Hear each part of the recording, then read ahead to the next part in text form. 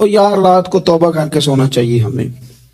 کچھ غلطیاں ہم کرنا نہیں چاہتے پر ہم سے ہو جاتی ہیں، کچھ دل ہم توڑنا نہیں چاہتے پر وہ ٹوٹ جاتے ہیں، ہماری مجبوری ہوتی ہے ٹوٹ جاتے ہیں. رات کو اس کی بارگاہ میں ہاتھ باندھ کے کشکول طلب دراز کر کے خوب استغفار پڑھنا چاہیے کہ مالک بندے ہیں نا، کیا کریں، نفس کا ساتھ ہے، دنیا کا ساتھ ہے، خواہشات نفسانیہ، مالک معاف کر دے. درد سے توبہ، رسم نہ ہو، کہانی نہ ہو، لفظ نہ ہو، جملے نہ ہو. اور جناب ایسے لوگوں کے بیچ بڑے ہاتھ باندھ کے اور بڑا کوئی ضرورت نہیں. آپ اکیلے اپنی چارپائی پہ بستر کے اندر منہ دے کے بھی درد سے کہے گا نا معاف کر دے تو وہ تو مہربانی بڑا ہے. میرے نبی پاک صلی اللہ علیہ وسلم مثال دیتے ہیں، فرمایا ایک آدمی صحرا میں جا رہا، صحابہ سے حضور خطاب کر رہے ہیں. فرمایا ایک آدمی صحرا میں جا رہا تھا، اس نے اپنی اونٹنی پہ کھانا پانی پیسے ہر چیز رکھی ہوئی تھی.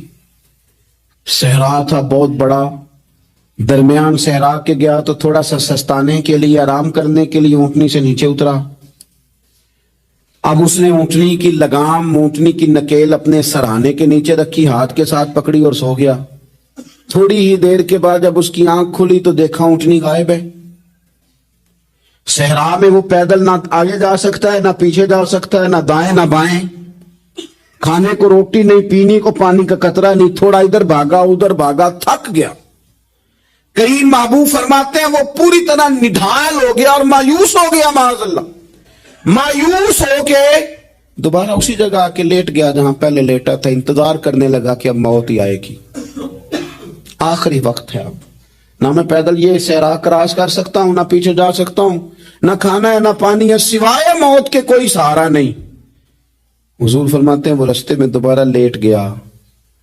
اچانک اس نے رخ بدلا تو اونٹنی سامنے کھڑی تھی. حضور نے صحابہ سے پوچھا بتاؤ نا اسے بھلا کتنے کو خوشی ہوگی؟ یا رسول اللہ جسے نئی زندگی مل گئی ہے. آپ دیکھیں نا سارے ڈاکٹروں نے کہہ دیا کہ اس کے تو گردے معدہ جگر ہر چیز ختم ہے، گھر لے جاؤ خدمت کرو. ہر طرف پریشانی ہے. وہ بندہ بھی سمجھ گیا ہے کہ آخری وقت آ گیا، کل جاؤں پرسوں جاؤں، تیاری ہو گئی. سب لوگ آ گئے، باہر والے بھی آ گئے. یہ ماحول ایک عجیب رنگ اختیار کر گیا. اچانک ایک ڈاکٹر نے آ کے کہا نہیں نہیں غلطی لگ گئی تھی. مجھے بتائیے انداز کیا ہوتا ہے؟ بغیر دوائی کے بندہ اٹھ کے کھڑا نہیں ہو جاتا. او میں تو بچ گیا ہوں. نبی پاک صلی اللہ علیہ وسلم فرمانے لگے اس کی اونٹنی مل گئی.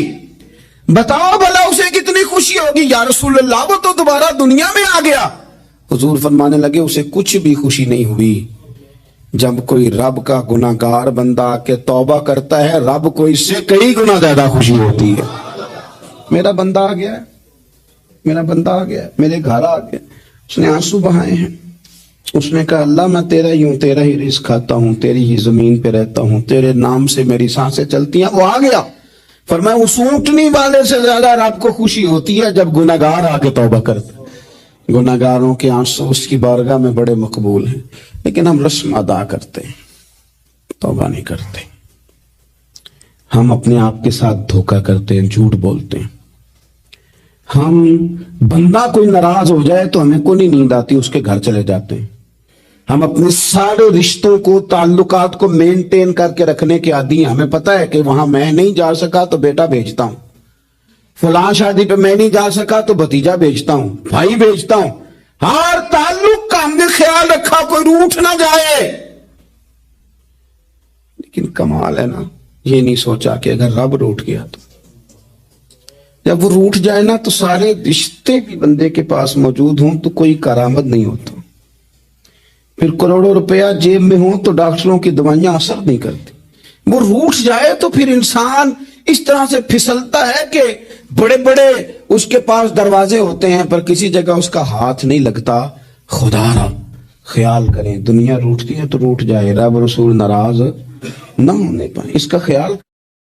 کچھ لوگ کہتے ہیں اللہ کریم بڑا ہے. اللہ اگر کریم بڑا ہے نا میرے بھائی تو نبی پاک صلی اللہ علیہ وسلم نے فرمایا وہ بڑا بیوقوف ہے جو خدا کی رحمت کی امید بھی رکھے اور اللہ کو ناراض بھی کرے. تو بیوقوف بندہ ہے. اگر وہ کریم ہے تو پھر تو محبت میں ہی اس کی بات مان، بات تو پھر بھی نہیں مان رہا. کچھ لوگ کہتے ہیں نبی پاک صلی اللہ تعالیٰ علیہ وآلہ وسلم شفاعت کریں گے. بھئی ہمارا تو سہارا ہی اس بات پہ ہے, حضور سفارش کریں گے, پر نبی پاک نے درجنوں جگہوں کہا ہے جو میرے طریقے پہ نہ چلے فلیس منا, مجھ سے نہیں.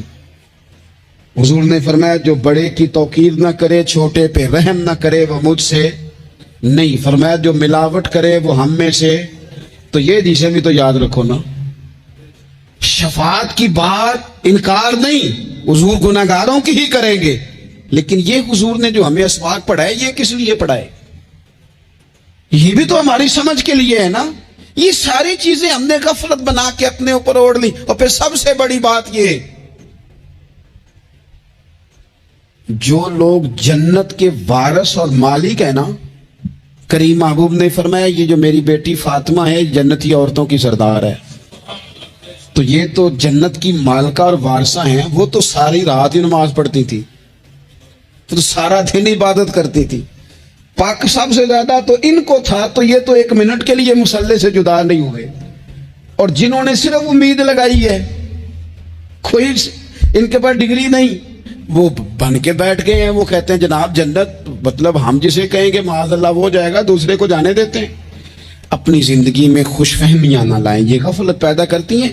غفلت بڑی خطرناک چیز کا نام ہے. جب بندہ غافل ہو جاتا ہے, میں آپ سے ایک بات عرض کروں, حضرت عبداللہ ابن مسعود فرماتے ہیں کہ مومن رائی کے دانے کے برابر غلطی ہو جائے تو اسے لگتا ہے میرے سر پہ پہاڑ کھڑا ہے. اور فرمایا جو منافق ہوتا ہے نا, وہ پہاڑ کے برابر گناہ کر کے کہتا ہے بات ہی کوئی نہیں, فلانا بھی کرتا ہے, یہ بھی کرتا ہے, ساری دنیا کر رہی. یہ نفاق کی علامت ہے. اگرچہ بعض نے اسے نفاق عملی کہا, اعتقادی نہیں کہا. عزیز دوست, جب آپ چھوٹی غلطی کرتے ہیں تو پھر وہ چھوٹی چھوٹی غلطیاں پہاڑ بنتی ہیں, چھوٹی چھوٹی. وہ حضور نے فرمایا نا, جب تو ایک گناہ کرتا ہے تو تیرے دل پہ ایک دھبا لگتا ہے, نہ توبہ کرے تو دوسرا لگتا ہے, نہ کرے تو تیسرا, پھر دل کالا سیاہ ہو جاتا ہے. چھوٹی چھوٹی غفلتیں بڑی غفلتوں کو جنم دیتی ہیں, چھوٹی چھوٹی کمزوریاں بڑی کمزوریوں کو لے کے آتی ہیں. اسی طرح بخاری مسلم میں حدیث ہے, نبی پاک صلی اللہ تعالی علیہ وسلم نے فرمایا کچھ لوگ کھلم کھلا گناہ کریں گے قیامت کے قریب. اعلانیہ, یا رسول اللہ صلی اللہ علیہ وسلم وہ کس طرح؟ تو حضور فرماتے انہوں نے رات کو غلطی کی تھی, رب نے ان کی غلطی پر پردہ ڈال دیا. انہوں نے سویرے اٹھ کے خود لوگوں کو بتانا شروع کیا, اور دیکھا میں نے رات یہ کیا معاذ اللہ. فرمایا جب انہوں نے اللہ کے پردے کو کھولا تو پھر رب نے بھی ان کا پردہ کھول دیا. او میرے دوستو بتاؤ نا, جس کے رب پردے کھول دے پھر کون ہے جو اس کی پردہ داری کرے, کون ہے جو پردہ پوشی کرے؟ حضور فرماتے اس نے کھلم کھلا گناہ, فخر سے بتاتے ہیں لوگ یہ کرتا. میں بڑے ادب سے عرض کروں گا بزرگوں کی خدمت میں, جو بڑی عمر کے ہیں جن کی اب اولادیں ہیں, اگر ان کی زندگی میں کچھ ایسی کمزوریاں ہیں تو بچوں کو سمجھانے کے لیے بھی اس کو ڈسکس نہ کریں. ہم یہ کرتے تھے, ہم یہ کرتے تھے, اس کا کوئی فائدہ نہیں, یہ ہم کر کے دیکھا ہے سارا کچھ. نہ نہ نہ نہ, جس طرح گناہ ہے اس طرح گناہ کا اظہار بھی گناہ ہے. آپ ڈبل جرم کر رہے ہیں, آپ دلیر کر رہے ہیں سامنے والے کو کہ تو بھی کر, خیر ہے. بلکہ ایک نوجوان مجھے ایک دفعہ کہنے لگا جی ابا جی کہتے ہیں میں نے 35 سال یہ کام کیا ہے, یہ سب غلط ہے. تو میں نے ابا جی سے کہا چلو 15 کو سال مجھے بھی کر لینے دو, پھر میں بھی توبہ کر لوں گا.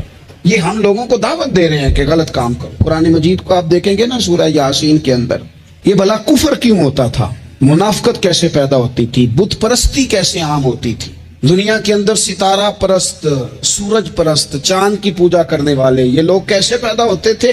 غفلت کی وجہ سے. جیسے جیسے یہ اللہ کی بارگاہ سے دور ہوتے جاتے, یہ مختلف قسم کی عبادتوں میں, شرک میں, کفر میں مبتلا ہوتے جاتے. قرآن مجید سورہ یاسین کے اندر ارشاد فرماتا ہے کہ اللہ تبارک و تعالیٰ نے قرآن مجید کو اس لیے اتارا ہے لِتُنذِرَ قَوْمًا مَا أُنذِرَ آبَاؤُهُمْ, تاکہ آپ ان لوگوں کو ڈرائیں جن کے باپ دادا کو نہیں ڈرایا گیا. اور نتیجہ کیا ہوا؟ فَهُمْ غَافِلُونَ, وہ لوگ غفلت میں چلے گئے, ڈرایا نہیں گیا, سمجھایا نہیں گیا, کسی نے سبق نہیں پڑھایا. تو میں آپ سب سے گزارش کروں گا کہ خیر کی بات بتاتے رہیں, خیر کی بات کہتے رہیں. خیر کی بات جو ہوتی ہے یہ فائدہ کرتی ہے ہمیشہ. تو غفلتیں اپنی دور کرنی چاہیے. دوسرا یہ ہوتا ہے، ایک تو انسان جب وہ دور ہو جاتا ہے چھوٹے چھوٹے گناہ کر کے تو غفلت آتی ہے. دوسرا قرآن پاک نے ایک اور مقام پر اس کا ذکر فرمایا ہے. وہ اس طرح فرمایا ہے کہ جو انسان کی پیاری چیزیں ہیں نا بعض اوقات، جن سے وہ لگاؤ پیدا کر لیتا ہے، جن سے محبت اس کی بڑھ جاتی ہے، وہ چیزیں بھی غفلت پیدا کرتی ہیں. ان میں دو چیزوں کا تو قرآن پاک نے نام لے کے ذکر کیا ہے.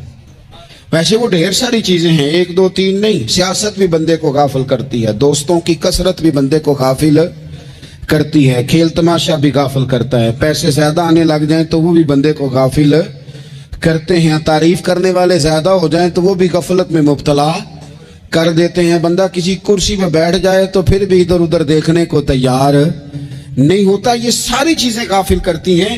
لیکن دو چیزوں کا نام لیا قرآن پاک نے، فرمایا یا ایھا الذین آمنوا لا تلھکم اموالکم ولا اولادکم عن ذکر اللہ. فرمایا اے ایمان والو، کہیں ایسا نہ ہو کہ تمہاری اولاد اور تمہارا مال تمہیں اللہ کی یاد سے غافل کر دے. مال اور اولاد، بیوی کو، اولاد کو ایک مقام پہ قرآن پاک نے دشمن بھی کہا ہے. کب؟ جب یہ تمہیں کہیں کہ حرام کما کے لاؤ، جب یہ تمہیں کہیں کہ ہمیں جس طرح کا مرضی مال دو، جب یہ تمہیں کہیں ناجائز کرو، یہ دشمنی کر رہے ہیں تمہارے ساتھ. یہ مال اور اولاد یہ بندے کو غافل کر دیتے ہیں. کاروبار کرنا، مال کمانا، بچے پالنا، یہ ایک جوز ہے زندگی کا، یہ کل زندگی نہیں. کل زندگی تو یہ ہے کہ آپ نے دین کے لیے کیا کیا، ملت کے لیے کیا کیا، ملک کے لیے کیا کیا، غریب کے لیے کیا کیا. کبھی کسی بندے نے جھونپڑیوں والوں سے پوچھا ہے کہ بارشوں میں تمہارا کیا حال ہوتا ہے؟ وہ کچی آبادیاں جہاں سے گزر کے ہم اپنے بچوں کو دکھاتے ہیں کہ یہ دیکھو یہ پرانے مکان سارے اسی طرح کے ہوتے تھے. کبھی ان لوگوں سے آپ نے پوچھا ہے جو ساری رات چھتوں کے نیچے بالٹیاں رکھ کے وقت گزارتے ہیں کہ چھت ٹپکتی ہے؟ ان سے پوچھا ہے کہ رات بچے سو پائے تھے کہ نہیں؟ اچھا جی بارش ہو رہی ہے تو پھر ہم نے کیا کرنا تھا؟ ہم نے گھر والوں کو پکوڑوں کا آرڈر دینا تھا، وہ وقت پہ دیا. ہم نے کہا تھا کوکنگ آج اپنی. یہ کب ہوتا ہے؟ جب قومیں غافل ہو جاتی ہیں مال میں، مزوں میں، اپنی ذاتی زندگی کے پیچ و تاب میں، پھر وہ اتر کر دائیں بائیں دیکھنا پسند نہیں کرتی. اللہ فرماتے مال اور اولاد کہیں تمہیں اللہ سے غافل نہ کر دے. کہیں ایسا نہ کر بیٹھنا کہ تم اس میں الجھ جاؤ پوری طرح اور تمہیں صرف اور صرف اپنے بچے یاد رہ جائیں. تجارت کرنی چاہیے، لیکن ہم تجارت نہیں کرتے، بانی تاجر جاتے ہیں. ہر چیز کو تجارت کی نظر سے دیکھتے ہیں. ڈاکٹر آپ بنے لیکن زندگی بھی ساری ہی آپ ڈاکٹر بن کے نہ گزاریں. آپ کے کچھ اور تعلقات بھی ہیں، کچھ اور رشتے بھی، ان پر بھی تھوڑا غور کر لیں. غفلتیں تیزی سے آتی ہیں اور وہ آ کر کے ہمارے اوپر حاوی ہو جاتی ہیں. جو پرانے لوگ تھے نا، غافل نہیں ہوتے تھے. بڑے بڑے لوگ اپنے آپ کو کنٹرول کرتے تھے، دیکھتے تھے کہ یہاں کوئی چیز مجھ پہ حملہ آور تو نہیں ہو رہی، فلانی چیز کہیں میرے اوپر زیادہ قبضہ تو نہیں کر رہی. وہ پھر ان چیزوں سے اپنے آپ کو بچاتے تھے. نفسانی خواہشات کا غلبہ، یا دوستوں کی تعریفیں، یا ادھر ادھر کی چیزیں، وہ اپنے آپ کو تیزی سے اس سے بچاتے. اس رستے سے اجتناب کرو جو رستہ غفلت لاتا ہے، جو رستہ تکلیف میں مبتلا کرتا ہے. جو دم غافل سو دم کافر. سانو تے مرشد ہوئی پڑھایا ہو، ہمیں تو یہ سبق دیا گیا. مجھے کہہ لینے دیں، ہم میں سے ڈھیر سارے لوگ ہیں، پلٹ کر اپنی زندگی دیکھیں، اپنے آپ پر غور کریں تو ہم اتنے قابل تھے کہ شاید ہمیں کوئی اپنے دروازے پر چوکیدار بھی نہ رکھتا. لیکن جب اس نے نواز دیا تو ہمارے لہجے ہی بدل گئے، ہمارا انداز ہی کچھ اور ہو گیا. شاید کوئی ہم سے سلام بھی نہ لیتا، لیکن جب اللہ نے نواز دیا تو لفظ اور جملوں کے اندر پھر ہمارے وہ رنگ آ گیا جو نہیں ہونا چاہیے تھا. کیوں؟ کہ مال آیا تو غفلت لایا. حضرت عمر فاروق کے زمانے میں جب مال آتا تھا تو وہ رویا کرتے تھے، فرماتے تھے یہاں جی آتا ہے وہاں غفلت بھی آتی. اپنی زندگی سے غفلت کا پردہ اٹھائیں. سو رہے ہیں سارے جاگ جائیں، وقت تیزی سے گزر رہا ہے، بے قابو ہو گیا، ہم سے نہیں سنبھالا جاتا ٹائم. کب دن چڑھتا ہے कुछ पता नहीं चलता। शाम हो जाती है, ढेरों काम रह जाते हैं। कई लोग थे जिनका इरादा था कि परसों से मैंने मस्जिद आना है, मैंने नेक हो जाना है, वो नहीं आए, मौत ही आई। हजरत इजराइल ही आए। बड़ा प्यार किया फलाने ने, ओ हो जी, बड़ा ही रो रहे थे उसके बच्चे। फिर क्या कब्र पे बैठे रहते हैं सारा दिन? फिर क्या किया उन्होंने बच्चों ने? किसी ने कहा मैंने साथ जाना है। नतीजा क्या निकला? प्यार किस बात का था? हजरत अब्दुल्ला इब्ने मुबारक का आखिरी वक्त था तो अम्मा रो रही, बहन रो रही, भाई रो रहे हैं, बीवी रो रही, बच्चे रो रहे हैं, आखिरी टाइम है। तो अम्मा से कहने लगे रोती क्यों हो? कहने लगी पुत्र बेटे तो और भी हैं, पर जिस तरह दवाई तू ला के देता था कोई भी नहीं देता। फरमाने लगे बहनों से और भाइयों से तुम क्यों रोते हो? कहने लगे तू मौजूद था तो हमें कोई डर नहीं था, हर मुश्किल में तू पहुंच जाता था। बच्चों की तरफ देख के कहो तुम क्यों रोते हो? वो कहने लगे अब्बा जी अभी तो हमारे ब्याह होने थे और आप जा रहे हैं। बीवी से कहा तो वो कहने लगी बादशाही तो तेरे सर पे थी, ये बच्चे पूछेंगे मुझे? तो हज़रत अब्दुल्ला इब्ने मुबारक ने सर सजदे में रखा और कहने लगे मालिक मैं समझ रहा था ये मुझे रो रहे हैं, ये तो अपनी जरूरतों को रो रहे हैं। मेरा ख्याल था कि मेरे जाने का इन्हें डर लगा हुआ। ना ना, इन सबको तो अपना अपना मसला है कि मेरा क्या बनेगा तो मेरा क्या बनेगा तो मेरा क्या बनेगा। फिर खोल के रोए और सब की तरफ देख के कहने लगे और तुम्हारा तो मसला पीछे हल हो ही जाएगा, इकट्ठे बैठे हो। मैं सोच रहा हूं कब्र में जाऊंगा तो मेरा क्या बनेगा? रब की बारगाह में हाजिर होना है, सवाल जवाब होने हैं, हिसाब देना है। वो मुझसे कड़े सवालात पूछेगा तो जिन्ना लई तू पाप कमाए दस ना हुन किथे नहीं हो तेरे कर दे, बुला उनको तेरे से का हिसाब। मेरे अजीज, गफलत की बुक्कल खोल देनी चाहिए। वो दरवाजा बंद करें जहां से गफलत आती है। खुदा रहा कोई नहीं, आप यकीन करें रस्मी दुआएं रह गई हैं, रस्मी। 2 मोबाइल हाथ में पकड़े होते हैं, कुल के टाइम पुत्र ने 2 मोबाइल और 2 मोबाइल पकड़ के वो कह रहा होता है मौली साहब बात दुआ 5 मिनट और लंबी कर देना, देग में जरा देर है। ओ तू इधर बैठ और छोड़ देग को, तेरा तो बाप चला गया। रो बैठ के मुसल्ले पे, मालिक से क्या उसे माफ कर दे। और तू आज ही अफसर बन गया, तेरे लहजे में आज ही कुछ और आ गया। तुझे तो 3 दिन में यार शय भूल गई, 3 दिन में ही। तू तीसरे दिन इस तरह के लफ्ज अदा कर रहा है कि जिनसे महसूस होता है कोई 2-4 दिन भी कोई कहीं बैठ के दुआ करता है। अपनी गफलत का दरवाजा खोलें, वरना अक्सर आंखें तब खुलती हैं जब आंखें बंद होने का टाइम आ जाए।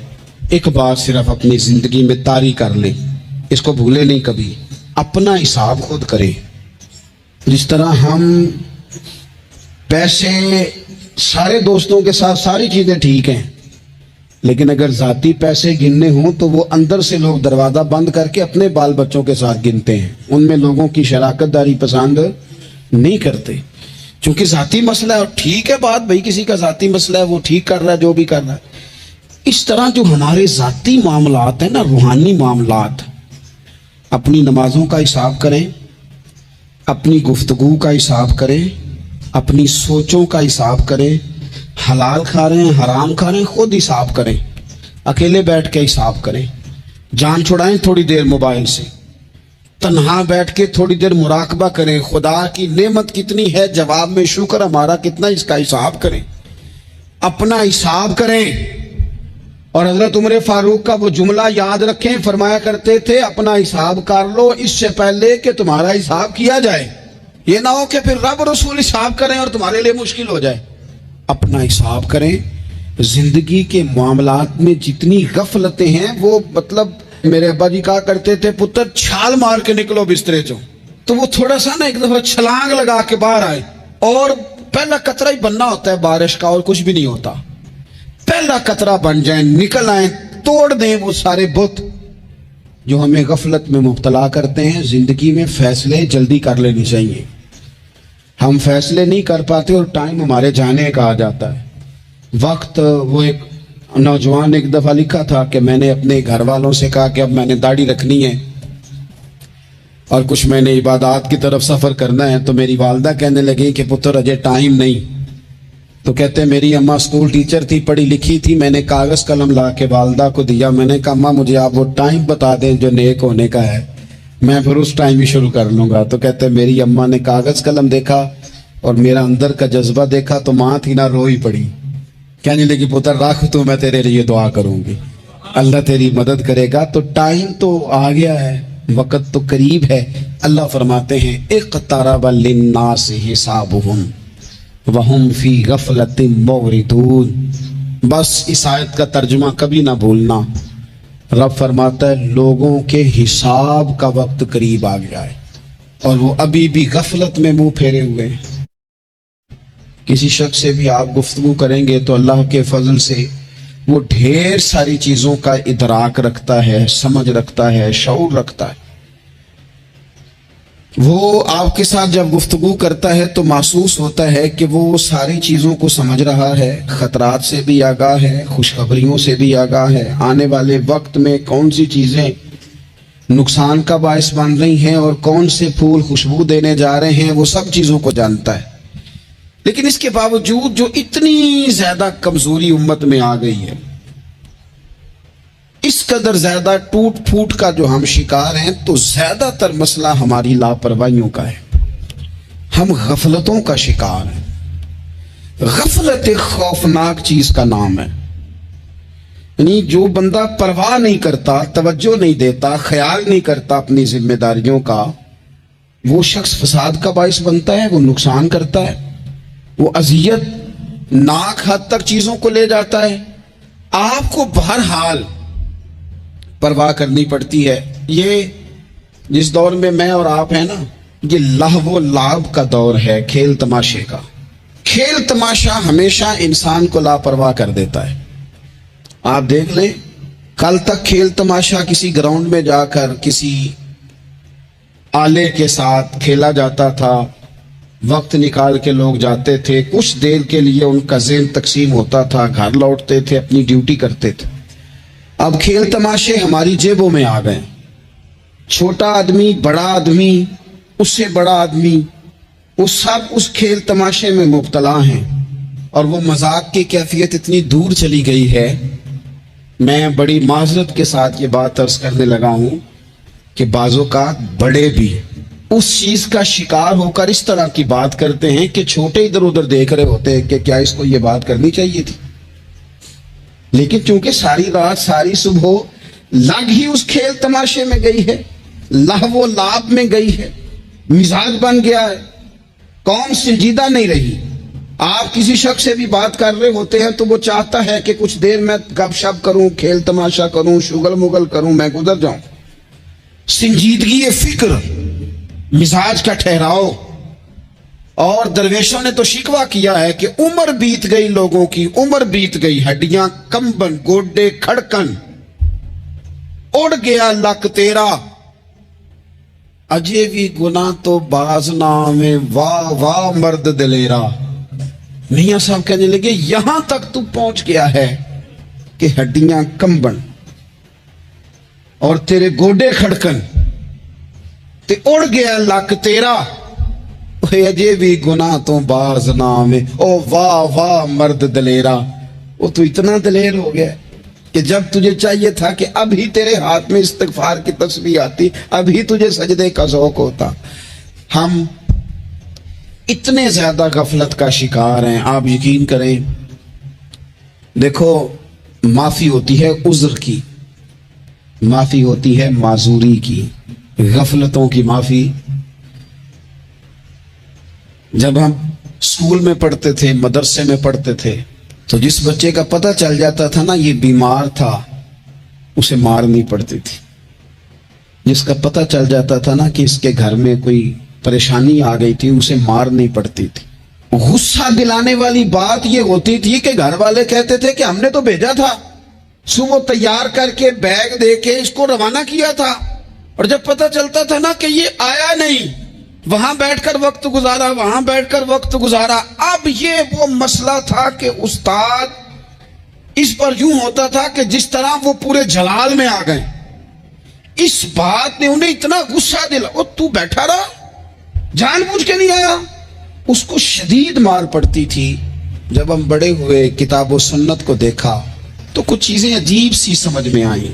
سیاستہ میں حدیث موجود ہے کہ صحابہ کرام علیہم رضوان فرماتے ہیں کہ ایک جنگ کا موقع تھا تو وہ رستے بڑے سخت تھے، دشوار گزار گھاٹیاں تھیں، بڑی مشکل سے ہم نے وہ راہیں طے کی. ہمیں لگا کہ اس جہاد پر ہمیں بہت اجر ملے گا، اور پھر ہمارے دلوں میں یہ بھی خیال آتا تھا کہ فلاں فلاں فلاں فلاں تو صحابی آئے نہیں، وہ تو گھر میں رہے. اللہ کے محبوب صلی اللہ تعالی علیہ وسلم نے ہمارے ان خیالات کو بھانپا اور کریم فرمانے لگے تمہیں اس جہاد پر بڑا اجر ملے گا، لیکن یاد رکھنا تمہارے کچھ بھائی ہیں جو گھروں میں بیٹھے ہیں، مجبوریوں نے، آزمائشوں نے، پریشانیوں نے، عذر نے انہیں آنے نہیں دیا. جتنا تمہیں صبر کر کے، مشقت جھیل کے، سفر کر کے جہاد کا ثواب ملے گا، اتنا ہی انہیں گھر بیٹھے بیٹھے بھی ثواب ملے گا. آئے نہیں. یہ کس بندے کا معاملہ ہے جو عذر والا ہے؟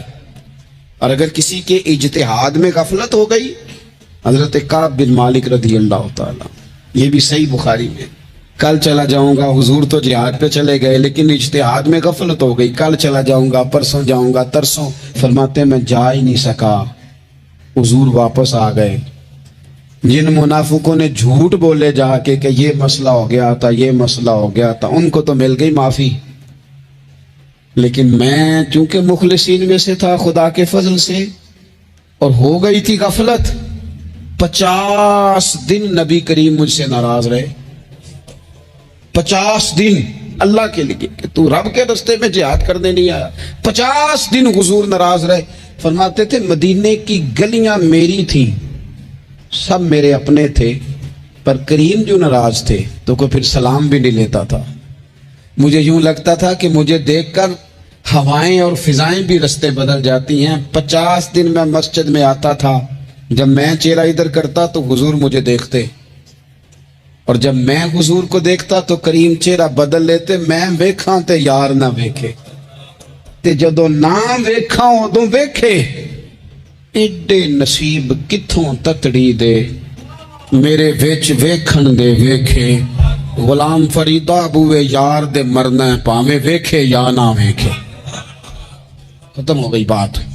حضرت کعب بن مالک کہتے 50 دن کے بعد پھر رب کریم نے میری توبہ قبول کی اور مدینے والے رسول نے اعلان فرمایا جو عذر کی وجہ سے نہیں جا سکے، مجبوری سے، انہیں گھر بیٹھے بیٹھے ثواب ہے، لیکن جن کے اجتہاد میں غفلت ہوئی، سمجھنے میں غفلت ہوئی، کل پرسوں ترسوں چلے جائیں گے، ان سے 50 دنوں کی ناراضگی ہے.